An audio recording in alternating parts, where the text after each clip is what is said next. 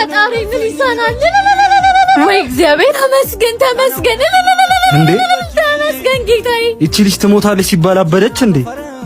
ተመስገንልኝ ተመስገን። ምን ሆነሽ ነው?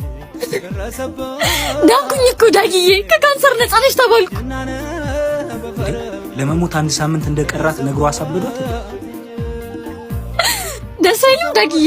በእርግጥ ከባድ ነው፣ ግን ደግሞ እግዚአብሔር የፈቀደው ነው የሚሆነው። እሱማ እግዚአብሔር የፈቀደው ሆነ።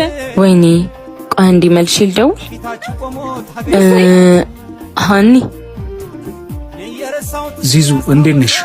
ሃኒ ደህና ነሽ? ደህና ነኝ ዚዙዬ፣ ዛሬ በጣም ደህና ነኝ። የሆነ ነገር ልነግርሽ ነበር። ምንድን ነው? እሺ ንገሪኝ። ከትምህርት ቤት ነበር የመጣሁት። ለስኮላርሺፕ ከተፈተኑት 100 ተማሪዎች 5 ተማሪዎች ብቻ ነው ያለፉት። ከ5 ተማሪዎች መካከል ደግሞ አንዷ አንቺ ነሽ። ወይኔ እግዚአብሔር ምን ይሳናል? ወይኔ እንግዲህ ፈሎ ተመስገን ተመስገን ጌታዬ። እንዴት ነው ደስ የሚለው። ግን በህመምሽ ምክንያት መሄዳችሁም ተብሏል።